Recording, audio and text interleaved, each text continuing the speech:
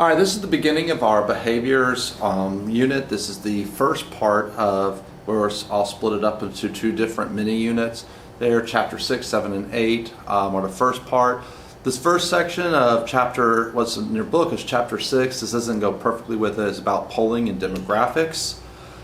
Some different definitions that you need. You're going to find this section. There's going to be a broad amount of vocabulary. It's pretty easy overall. A lot of you are going to recognize this from different classes, whether it be psychology, some geography, science classes that you have. So first one is public opinion, the distribution of the beliefs that people have about things in politics and there. So what do you believe about economy in there, and what we should do with tax cuts there, or should we have more for medical care that's government based.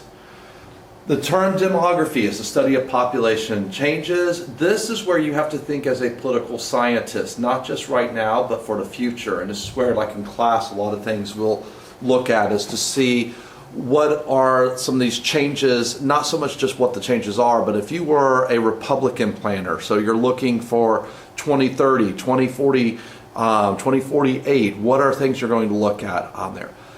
Most of the time you look at this for polling, but it's not just polling, and this is where what is the trends that we have there. When it does come from polling, the modern day founder of modern polling is George Gallup. For a long time, the Gallup Poll was the most famous. Now you don't hear too much about for a Gallup poll. This is the exact same slide that we had before, but these are some terms that you'll notice. I'll repeat things in here, but make sure that you remember this is directly with demography, with the census, but the other parts indirectly, it's more with the legislative branch. But every 10 years we have the census, the Constitution says we must do it. The reason why it must be done is so that we know the number of people to apportion for the House of Representatives. Tied in whenever you use apportionment is reapportionment and redistricting. We readjust every 10 years for how many representatives each state gets, and then we also then redistrict within the state. Usually is done by the state legislators. Here, some like California have independent commissions. This is where we're going to really get into gerrymandering later on with the redistricting process. But those vocabulary words from before, but make sure that you remember them. Okay, the current trends. This is where, again, you must be thinking, all right, if you were a planner for a Republican Party or the Democrat Party or the Libertarians, how are these trends for what you are doing? Again, not just, yes, you want to win elections today, but what about in the future? Some of these are things that you had at the end of your American history class, such as the minority majority and graying of America.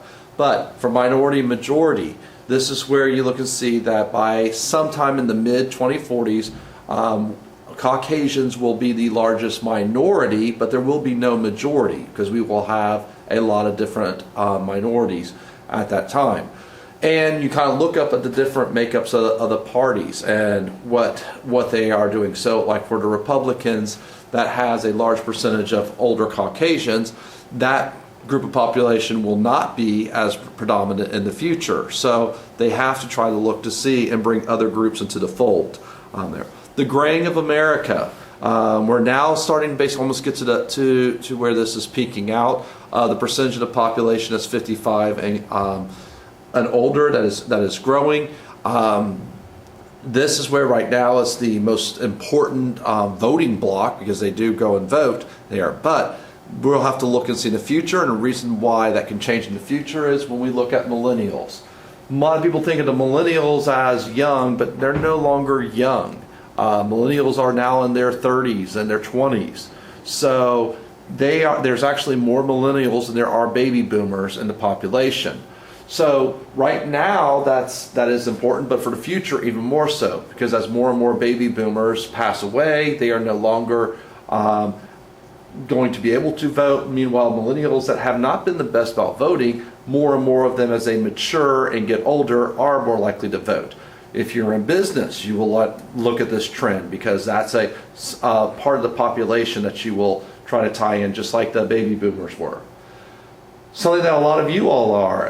And here is just basically every generation we have a higher and higher percentage of people that say they are not religious or they're not affiliated with any religion. Gen Z is actually even a lot higher than millennials. The millennials were a lot higher than Gen X. Yeah. The last thing is dying counties. Dying counties are where there's a large number of the younger people, once they graduate high school, they go off to college, but there's not jobs for them back in their county there. So what ends up happening is you end up with a lot of the older people there, and the economic base is eroding away in these places. A third of American counties are basically dying counties. There we do have areas that the urban areas are growing. We also have some suburbs areas, but you have some places that's like. Now for us here at Citrus County, what's helping us to not be a dying county is the fact that all these people come to die there, because our economy is helped by the thousands and thousands of retirees that come here to Florida and to our area in particular. Think about jobs if you were wanting to come back here that you would have there. If you're in the healthcare, you have your own business, something like that, there are a lot of job opportunities, but there's a lot of things that aren't. And most of our jobs that we have are based around the retirees that come here. Construction's another good example that we have. Okay, for polls, most common way to assess public, you're going to see these terms. Know them. Random sample, representative sample. Know the difference. Random sample, you want to go through the population. I gave the example in class that if we were to survey Citrus High School students, that if I was to go and just survey my students, it definitely would not be very representative there, and it wouldn't be random. I have all upperclassmen that are either honors or AP students there. When we were discussing about what's the best way that we would be able to have it random but also be representative, is if we were to take and do some of the home rooms, because most of the home rooms are just by alphabetical order. So it can be, so if you were to do 3 freshmen, 3 sophomore, 3 junior, 3 senior, you would normally likely get a good cross section there of the school without having to survey every person in the school. Straw polls. This is a very simple thing that is many ways useless. It is for media, where I have the question, why even have this? This is all about media. So you have an organization that gets together, and it's during it close to a time of an election. So then you see, like on this picture, the little jars, you put in your vote for it. So you're part of the NRA, or you're at a Sierra Club and you're at a convention, so you all vote for it. It is not scientific at any way at all, but it is good for if you want to show support there. You see that the 2010 straw poll, Ron Paul was the person that got the most votes at CPAC there, which is a conservative organization. Ron Paul, who was libertarian at that time period. Okay, tracking polls are what you're most used to during the elections. We will watch and see here. That's where the graph on the bottom left is there, and showing the difference as it goes along.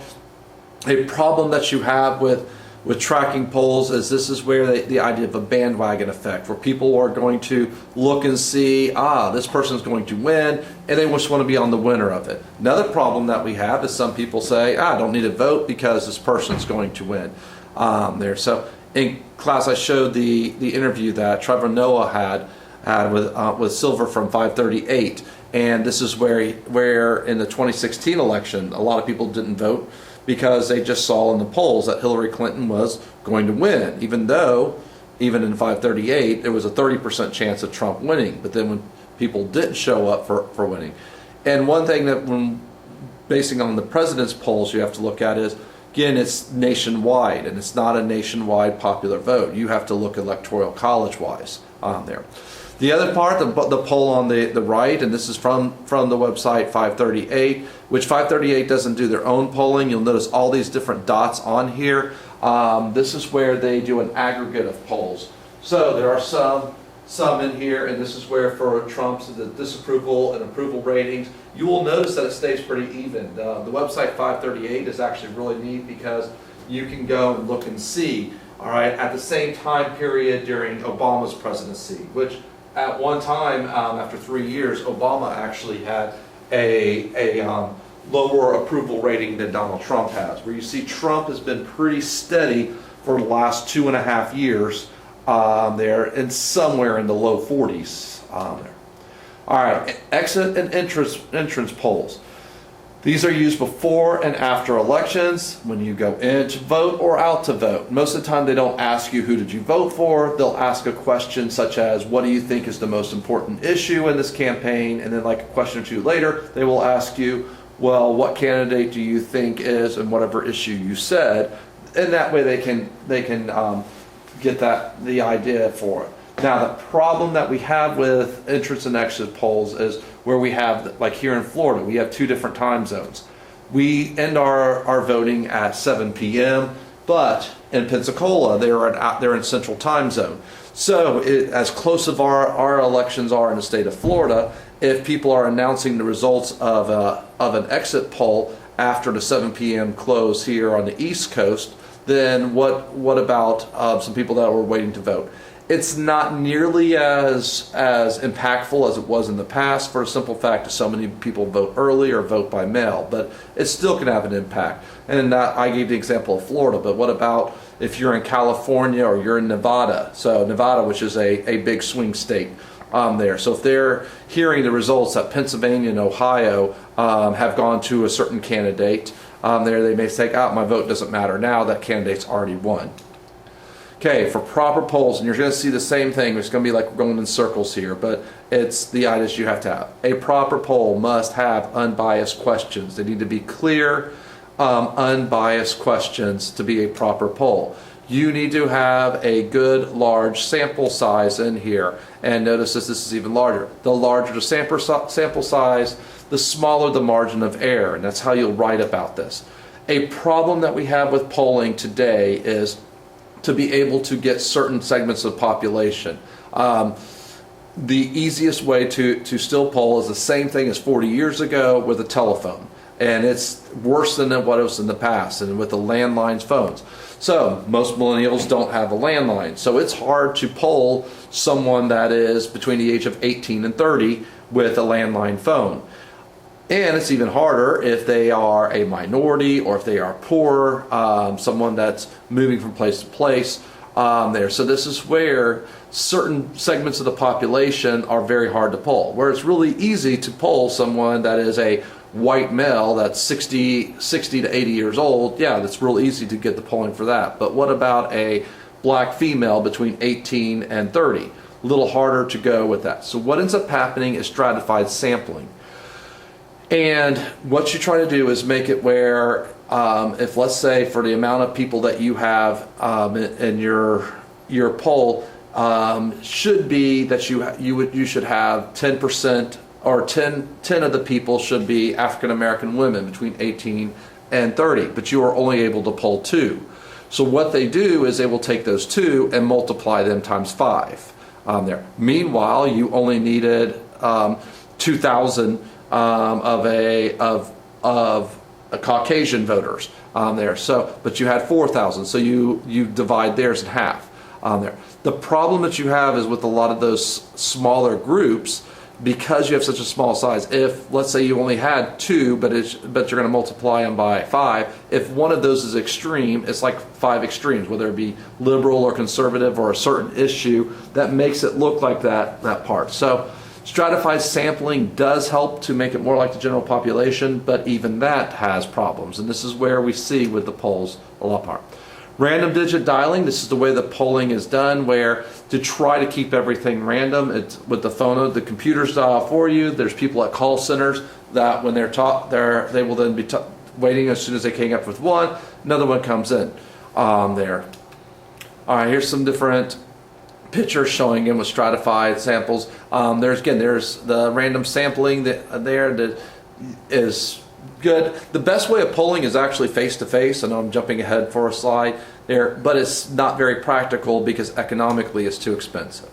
All right, trial balloons. A trial balloon is something that you will kind of leak out some information. It's an unofficial poll. You want to see how someone's going to react to it. I've got a picture of Bill Clinton there because Slick Willie was famous for using a trial balloon. They would have a person then from the White House staff that would go and leak out some information to a reporter, but it would be off the record. So then the report would come out that the White House is, according to unnamed sources at the White House, they are looking to do X, Y, and Z. And what they would do is when they would see what the reaction was from the public. If the public liked it, they would go ahead and go along with it. If the public didn't like it, they wouldn't do it. And then when someone would ask, well, we heard that you were going to do X, Y, and Z, they could deny and say, well, I don't know where you got from your source. We weren't actually doing it. So that's a trial balloon. Trump is actually famous for doing a trial balloon, and this is where he uses his Twitter. You'll find he'll throw things out there on Twitter, and if he gets a lot of spin on it, he'll just continue using it there. And so he doesn't go backwards and use the press in that way. He goes directly through people. And we're going to see in the media that this is where Trump is actually pretty crafty with using social media. At the same time, this is where there's always a tweet. You can find something that Trump has usually that's going against something he's saying there because he tweets so much. Okay, a push poll is not meant to actually poll. It is simply a way that you ask a question that you're trying to lead information about it. So I gave like an extreme example is if you were to have in this area that somebody was to poll and say, if you heard that Representative Webster was wanting to put all 3-year-olds to death, would you vote for him? Well, people say, oh, that's disgusting. I can't believe that anyone would have that. And all they're doing is putting in a negative idea for Webster. They don't care at all for this. Again, it's actually a way of campaigning, not really a poll. So it's not a true poll when it's push poll.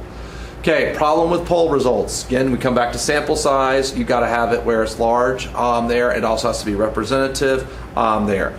The other problems that we have, lack of interest, lack of information. You might have a 10-question poll, but people don't like to say they don't know. So if you were to ask a question and somebody is, do you agree with the recent agreement of that the Trump administration has made between Bahrain and Israel? A lot of Americans don't even know what Bahrain is or anything about it, but they don't want to sound stupid, so they just basically give an answer there. They don't want to say, I don't know on this. Or they don't care, but they still give an answer there. And this is where it's difficult to measure intensity. And this is where later on we're going to get to single issue voters. I have an example of my sister who she is very pro-life there, where that may not be a major issue for me. For her, it is the one issue that you have. So that question, a question about something involving pro-life, pro-choice, is a lot more important to her than all the other questions. But you don't know it when you're just answering it. Another problem you have is the questions are sometimes too narrow. They can be too broad, they can be too narrow. Okay, what's the best type of polls? Is a summary of things in here. Again, a face-to-face is actually the best, but it's not practical. Internet surveys, you might think that's good, but the problem is how can you get a cross-section there? You usually internet surveys are going to be very slanted, even if you write unbiased questions, because if it's an environmental group that has a survey, you're not going to be very representative as a whole. That is why our still best system that we have comes down to phones, but people will screen their calls. A lot of people do not have landlines, and that's why the question is, should we expand it to cell phones there? Or even if it was a cell phones, I mean, most of you, and I'm the same way, when I see a number I don't recognize on my cell phone, I don't answer it there. So that, again, we have the problems there, and it's gotten worse as we go along. But it still is pretty much our best method. Now, robocalls. This is where when you have the call, and it's not a person talking to you. And I had one the other night that there was one that called, and they called, and the first question was where the computer, the animated voice, asked me, am I a registered voter? Push 1 if yes, push 2, and then basically went along and said, and there, what is your sex? And there, what is your age? And then the different categories, push this button for thing. And robocalls have been a little bit better for a simple fact that some people are a little more honest that they know, okay, I don't actually have to say this to a person there. Okay, pros and cons. Pros, this is where there is a lot of positive aspects that we have. Politicians and elected officials can find out what do people want, collecting data. They can also use it to promote themselves in there. I know it looks like a lot more negative, but this is where there's a hodgepodge of things. People being followers instead of leaders. They're doing whatever's popular. Again, this is where Bill Clinton was famous for that. The bandwagon effect. Some people will they want to go with whoever they know is going to win.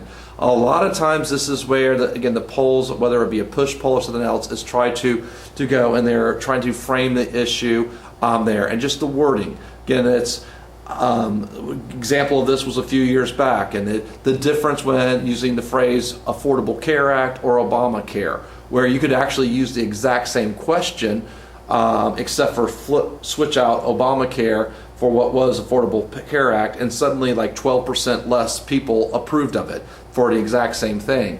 And that's you. So Republicans learned to use the phrase Obamacare and not the Affordable Care Act. The biggest thing when we get to the media is there's too much media attention.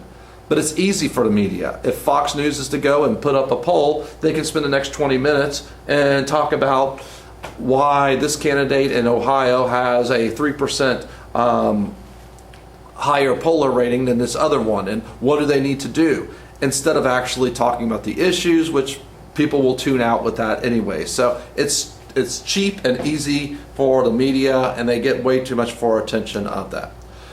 Okay, please look at how this is worded, and this is one thing that you need to know for the College Board. This says, how does an elected official use polls? Not a candidate. Now, you can be elected and a candidate. In your writing, this is where you need to make sure that you are expressing whether they are elected official doing their job or whether they are candidates. Some of the things are intertwined together, but make sure you're real careful to read the question and answer the question that is being asked. Like right now, Representative Webster is an elected official, but he is also running for re-election, so he is a candidate. So how will he use it? Meanwhile, Ms. Cottrell is the person running against him. She is just a candidate. So how does the elected official, so Representative Webster will collect information on how people feel about different bills that he's going to vote on. Important thing is, what are the issues that people care about the most? Which in class, since we are one of the oldest districts in the United States with our population, pretty much 1, 2, and 3 for our area is Medicare, Social Security, and Veterans Affairs there. But that's where, what are the other issues that are high up that people that they're serving have? And you use it to promote yourself. And again, you do a lot of basically self-analysis there. Now, candidates, again, they're promoting themselves, and this is where trying to get for the bandwagon effect or trying to get for undecided voters. Now, here's the key thing you notice with the data. Instead of for a bill, this is for what's running the campaign. Where do you need to go? Like in the presidential, for swing states. It might be even you look at things as for fundraising. What are issues and what areas that are more important? You don't want to go and talk about farm subsidies if you're in the middle of Chicago. There, where Iowa, that might be important there. Now, wedge issues, you avoid, or sometimes you might even approach them. This is where Donald Trump was a person that he would sometimes use wedge issues to try to get more enthusiasm, to try to get more of his supporters to go out and vote there. But normally you try to avoid something that you know people are going to be strongly one way or another. Some certain edge issues are gun control, abortion, environmental issues that we have. Trying to get data for your platform formation, donations, and also here's where you need something to use against your opponents. When you find something that in your polling that people don't like about your opponents, well, then you want to bring that up more. All right, Nate Silver was when we watched the video in class from 538 in here, and this first one is actually really important. In there, when you see a poll cited, mentally add or subtract a few points in either direction and consider how much it would change the story. So let's say that we are a Senate race here in Florida and candidate Smith is +4 for favor of him over candidate Jones there. But if you were to make it 7 percentage points, now you are out of what usually the margin of error is 3 to 5, so you're a lot more safe in that election if you're at 7. But if you were to go the other way and it only be 1%, it's truly a toss-up because you're right in the middle of that margin of error. The other one was talking about where I mentioned about Trump using trial balloons there, and then he'll sometimes even go and flop. He'll just say that it was the medium not reporting the story right. All right, here this one has to do with history. I didn't know where to throw it in, but this is something that you need to look at, and since it was a poll. On this graph, it starts with 1960, and this is where trust in the federal government here, and you'll see that always or most of the time. 3/4 of Americans in the early 1960s will. But we have this huge drop from basically 3/4 down to 1/4 between 1963 and 1980. And for history side, this is where a lot of Americans between the Pentagon Papers and Vietnam War and Watergate, that trust eroded for government. We go up some during the 80s and Ronald Reagan. There are some things that we have in the late 80s, like the Iran-Contra affair. We do have for the Gulf War. But when the economy's better in the 90s, it goes back up. It peaks back at 2001. There, we're back over 50%. But since that time, we're really down. And in fact, actually, I saw something recently with this that we were like 15-16% there. So this has been something that has been for several decades now. Okay. College Board emphasis. What makes a valid poll? That is your most common question for the simple side of the question. You need to have a clear, unbiased question, random and representative sample. You need a large sample so you have a low margin of error. And again, make sure you know the difference between random and representative samples. This is part in your writing. Use the vocabulary there and then explain what they are there.